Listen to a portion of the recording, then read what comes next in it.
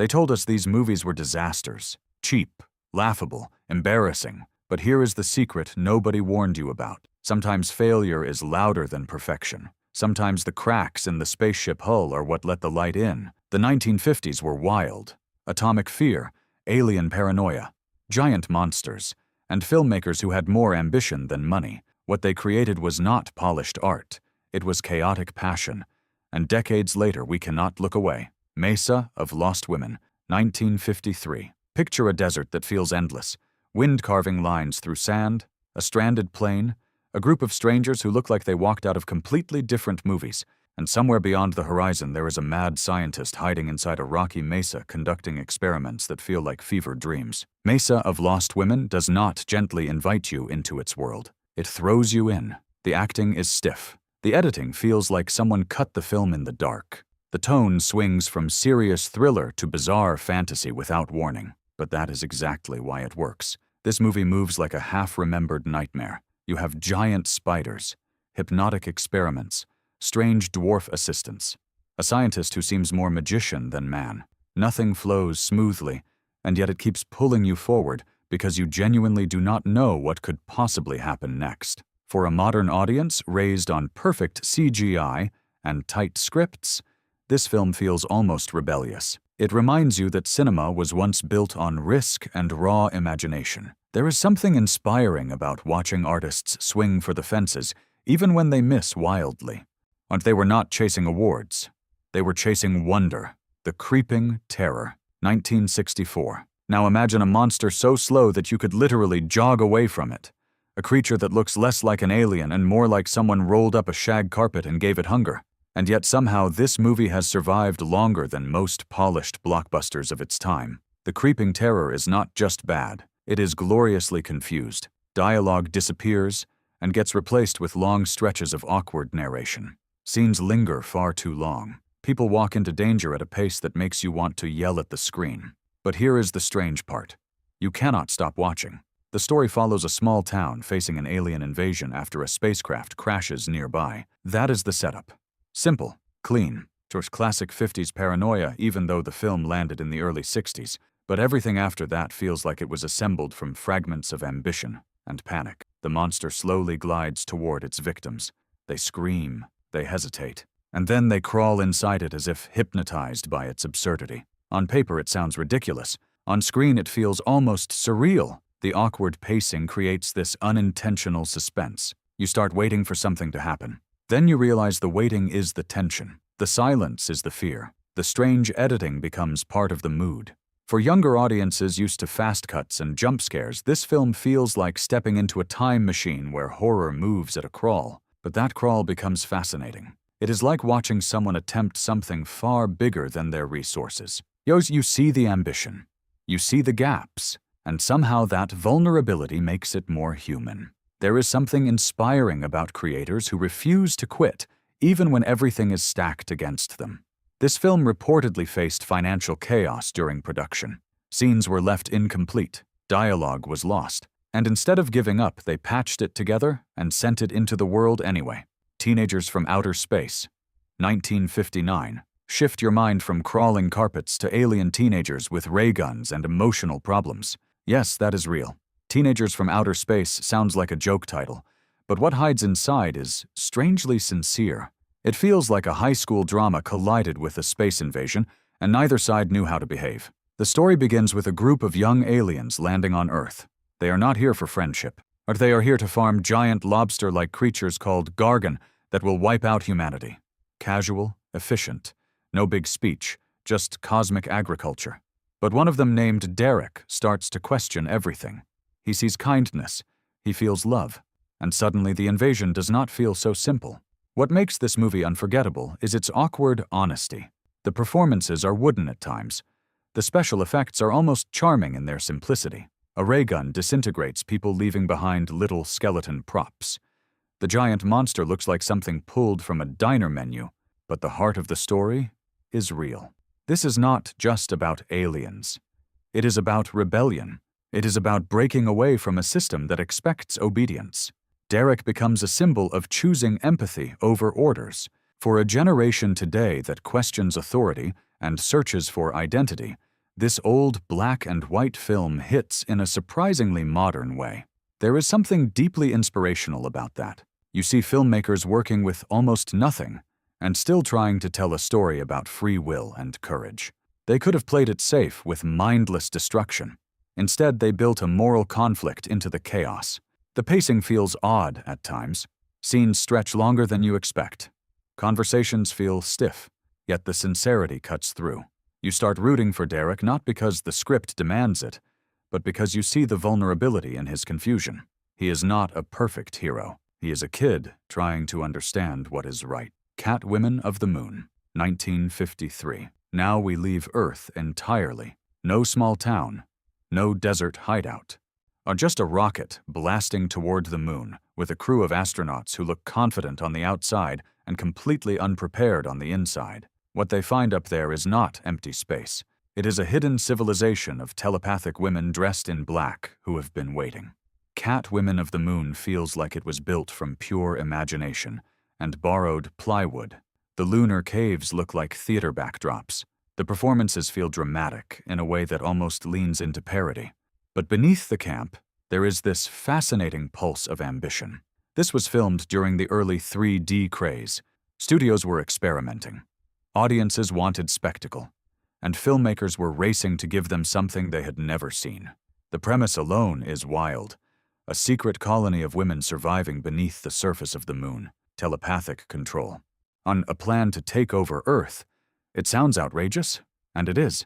But there is also something hypnotic about the confidence of it all. No hesitation, no apology, just a straight face and full commitment to the idea. Watching it now feels like discovering a time capsule from an era obsessed with the unknown. The moon was not yet conquered. Space travel was still a dream, so the possibilities were endless.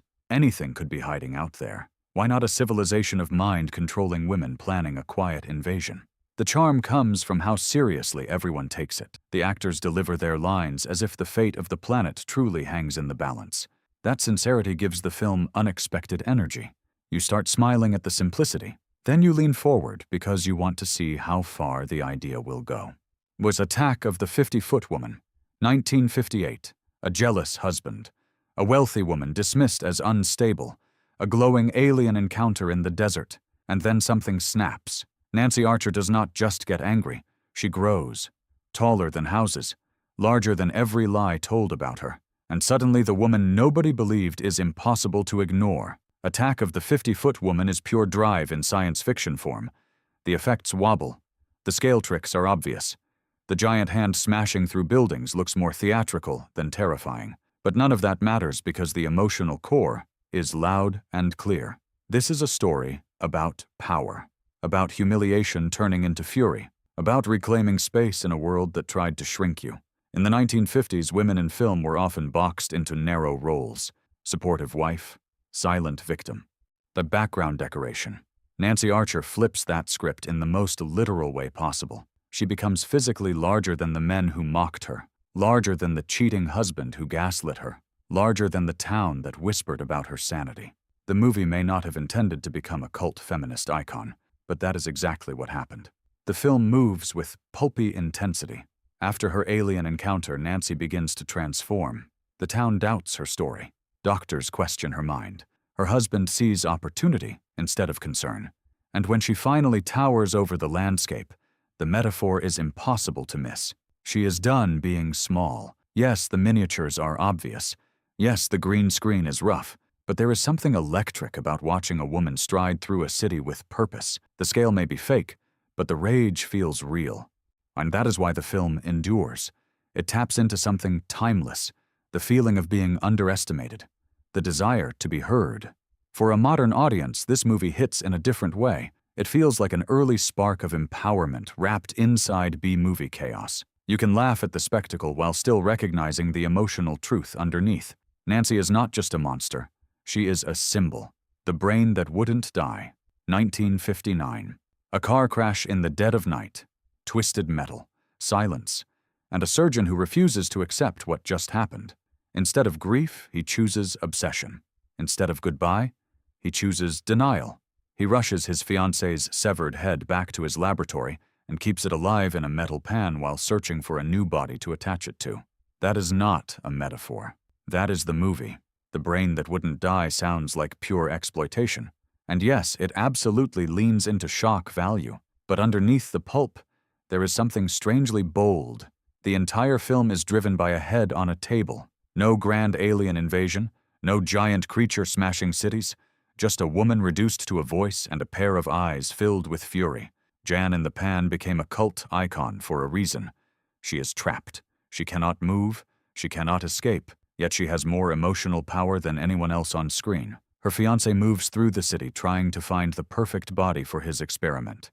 He objectifies every woman he sees. He evaluates them like spare parts. Meanwhile, Jan watches and slowly turns from frightened to enraged. That shift is what makes the film unforgettable. The horror is not just physical, it is psychological. But the surgeon believes he is playing God. He believes he can rebuild perfection. But the more he searches, the more unstable he becomes. The film almost becomes a character study of ego run wild. For modern viewers, the movie feels ahead of its time in strange ways. It exposes toxic control. It questions the idea of ownership over another person's body. And it does all of that inside a low-budget horror shell. The sets are small. The lighting is harsh. The monster hidden in the closet looks like something stitched together from leftover props. Yet the emotional tension keeps rising. There is also inspiration buried in the chaos. This was independent filmmaking before that phrase carried prestige. The creators pushed boundaries because they could. They did not have studio polish, but they had nerve. And they told a story that felt dangerous and uncomfortable. The final act does not shy away from consequence. Rage builds, secrets unravel, and the head in the pan becomes the moral center of the film. It is shocking. It is campy. It is unforgettable. The giant claw, 1957 radar blips. Fighter jets vanish mid-air. Entire cities brace for impact. And when the military finally sees the threat, they freeze. Not because it is subtle, not because it is invisible, but because it looks like a furious space turkey the size of a battleship flapping through the clouds. The giant claw is famous for one reason. The monster design is unbelievable in the worst possible way. It does not look menacing. It looks confused. Its eyes bulge. Its feathers rattle. It feels like it escaped from a puppet show and wandered into a serious Cold War thriller. Yet the actors never blink. They treat it like the apocalypse. That is where the magic happens. The film plays everything straight. Scientists analyze its energy field. Pilots scramble to intercept. World leaders panic. The music swells with urgency. Nobody winks at the audience. Nobody jokes about the absurdity. And that commitment transforms the experience. Because once you stop laughing at the bird, you start feeling the fear. The creature is indestructible. Missiles bounce off. Cities fall. Humanity looks powerless against something it cannot comprehend. Beneath the camp, there is real atomic age anxiety. The fear of an unstoppable force descending from above. The sense that technology might not save us. For viewers today, the visual effects feel dated. You can see the seams. You can see the puppet strings in your mind even if they are not visible on screen. But the scale of the destruction still hits. Buildings crumble, planes explode, people run. The chaos is sincere. There is something inspiring about that sincerity. The filmmakers believed they were making a serious science fiction epic. They poured intensity into every scene. They trusted the story enough to commit fully.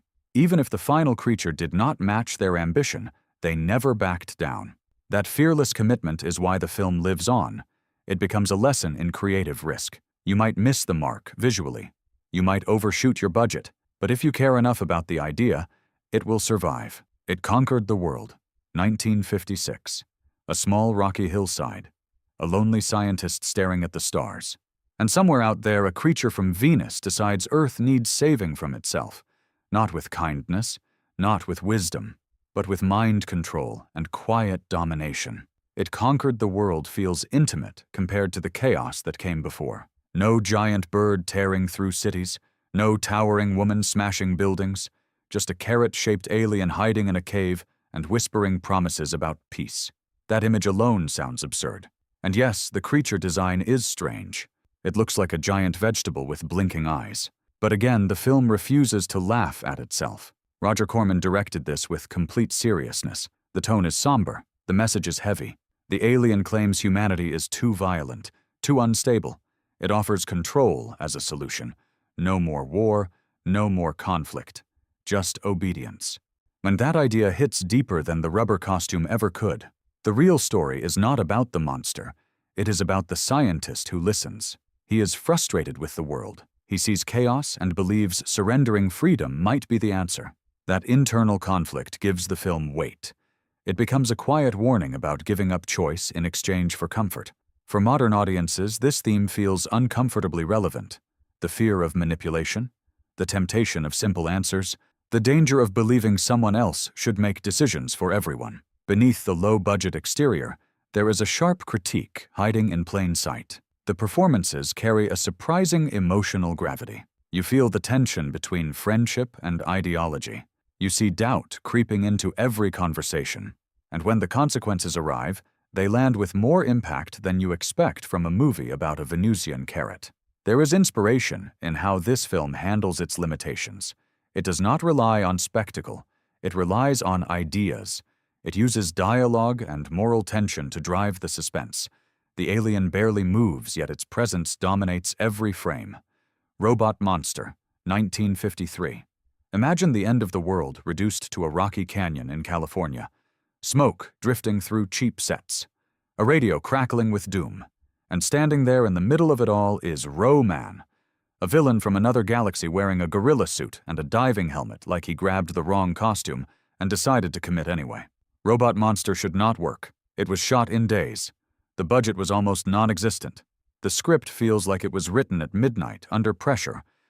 Yet somehow it has become one of the most unforgettable cult films of the decade. The plot is pure atomic age paranoia. Humanity has been nearly wiped out by an alien force. A small family survives. Ro-Man is sent to eliminate the last humans, but he hesitates. He questions his mission. He feels something unfamiliar. Compassion, curiosity, maybe even love. That emotional twist is what keeps the film from collapsing entirely. Beneath the awkward costumes and strange dialogue, there is a story about identity and rebellion. Ro-Man is supposed to be a machine, a conqueror, yet he wrestles with doubt. He struggles with the idea of destroying innocence. That conflict feels oddly touching. The infamous gorilla suit is impossible to ignore.